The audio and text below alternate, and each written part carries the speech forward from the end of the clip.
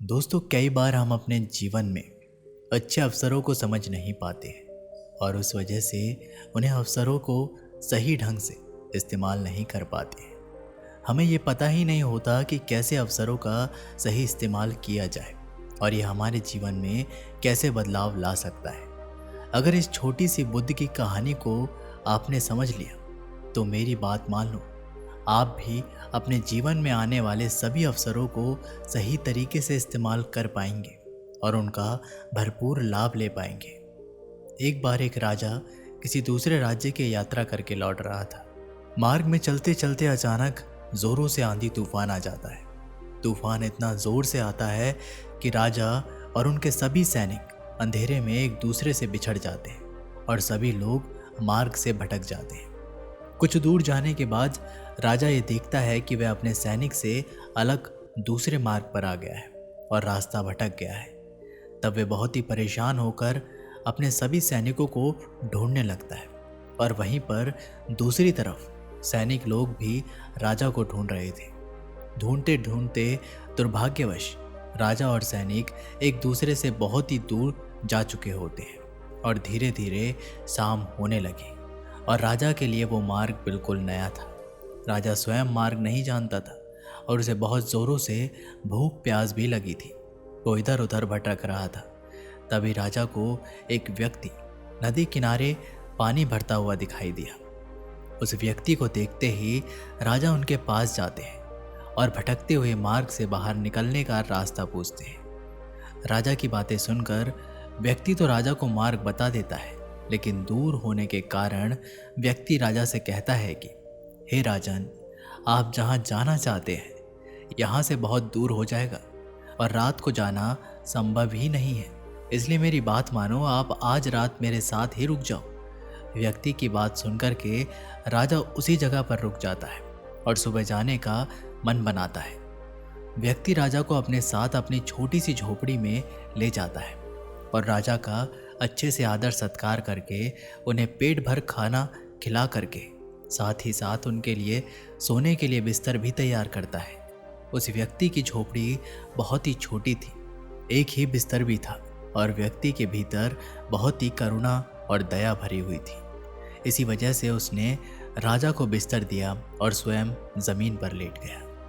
राजा व्यक्ति की सेवा से बहुत ही खुश हो गया और वो इस वजह से खुश होता है क्योंकि व्यक्ति के पास इतनी कम साधन होने के बावजूद भी उन्होंने उसका ध्यान रखा, उसकी सेवा की, अपने से ज़्यादा बढ़कर उन्हें माना।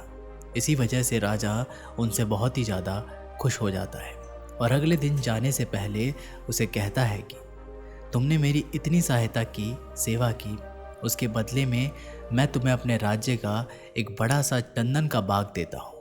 तुम आज के बाद उसी बाग बगीचे में अपना घर बना कर रहो। तुम्हें इस तरह यहाँ पर गरीबी में जीवन जीने की ज़रूरत नहीं है। चलो, तुम भी मेरे साथ चलो। और इतना कहकर राजा उस व्यक्ति को साथ लेकर के अपने राज्य लौट जाता है और उस चंदन के बाग में पहले से ही एक ईंट का घर बना हुआ था। ये देखकर व्यक्ति बहुत ही खुश होता है क्योंकि उसे अचानक से एक छोटी सी झोपड़ी से ईंट के बने हुए घर मिल जाते हैं। इतना बड़ा बाग बगीचा मिलता है। फिर राजा वहाँ से अपने राज्य को चला जाता है। राजा अपने कार्य में इतने व्यस्त हो जाते हैं कि उस व्यक्ति से वो दोबारा मिल ही नहीं पाते। इधर व्यक्ति जब चंदन के वन में पहुँचता है तो देखता है कि पूरा वन चंदन की लकड़ियों से भरा हुआ है, लेकिन उस व्यक्ति को पेड़ पौधे के बारे में पूर्ण जानकारी नहीं थी, जिसकी वजह से वो ये नहीं जानता था कि चंदन की लकड़ी क्या होती है और एक साधारण लकड़ी क्या होती है।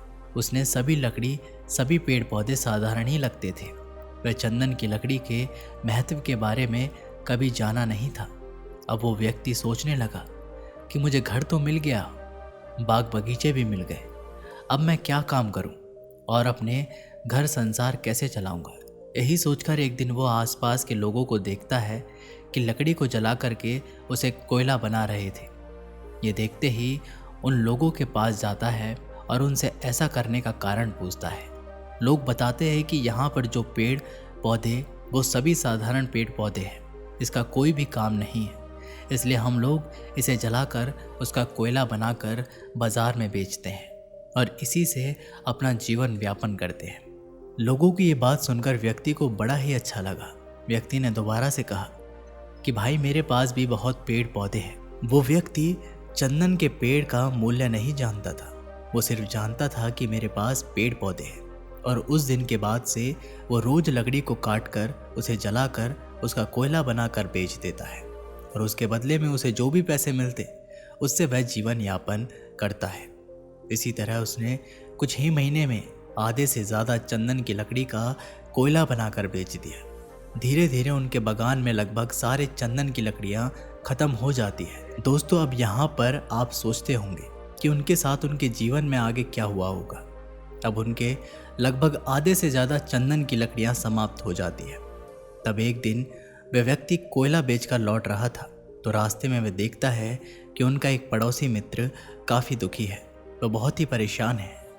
ये देखते ही वह व्यक्ति अपने मित्र के पास जाते हैं और उनसे उनकी परेशानी का कारण पूछते हैं।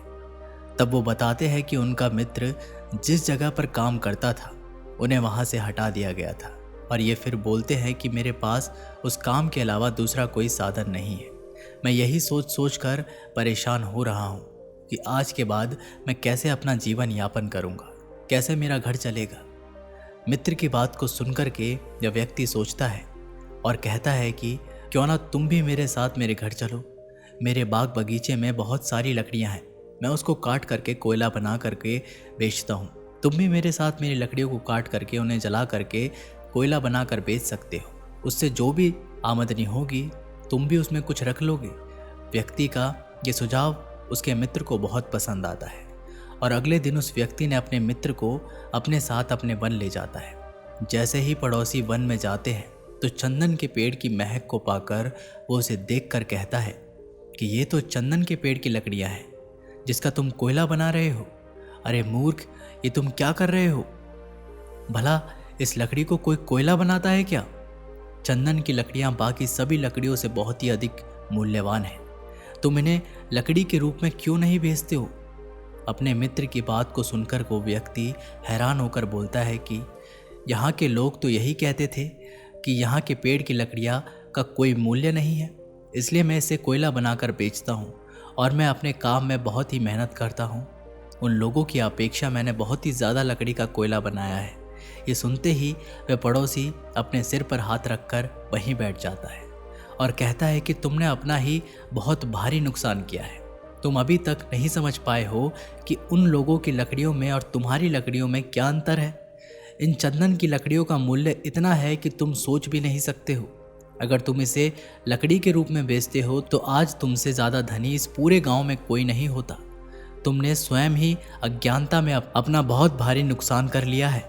अगर तुम्हें ये बाग बगीचा मिला है तो तुमने क्यों नहीं इसका जांच पड़ताल किया? तुमने क्यों नहीं जानकर लोगों से पूछा? तो मैंने लोगों से पूछा था, लेकिन मेरी गलती ये थी कि मैंने उसे ये नहीं बताया था कि मेरे पास चंदन के वृक्ष है। लोग तो यही समझते थे कि मेरे पास साधारण वृक्ष है। इसी वजह से मैंने लोगों के सुझाव में काम किया। इतना कहने के बाद वह व्यक्ति अपनी मूर्खता पर बहुत अफसोस करता है। वो ये सोचने लगता है कि आखिर उसने ये क्या कर दिया। राजा के द्वारा दिए गए इतने अनमोल भेंट को, जो उनका चुटकियों में भाग्य को बदल सकते थे, उनकी गरीबी को दूर कर सकते थे, लेकिन उसकी मूर्खता की वजह से, उनकी गलती की वजह से वह अनमोल भेंट को सही से उपयोग नहीं कर पाया। अब उसके जीवन में सिवाय पछतावे के कुछ भी नहीं कर पाता है। दोस्तों, इस कहानी की तुलना अगर हम अपने जीवन से करते हैं तो अक्सर हम भी अपने जीवन में ये देखते हैं कि हमें भी बहुत अवसर मिलते हैं, लेकिन हम उन सामने आए हुए अवसरों को न पहचान कर उनका सही उपयोग नहीं कर पाते हैं। और उस जगह पर हमारी सबसे बड़ी गलती ये होती है कि हम अपने उन अवसरों को समझ ही नहीं पाते हैं, और अगर वो अवसर हमारे जीवन में आते भी हैं तो हमारा मन उन्हें समझने नहीं देता है, क्योंकि उन अवसरों में थोड़ी मेहनत भी करनी होती है और वही मेहनत हमारा मन हमें करने नहीं देता।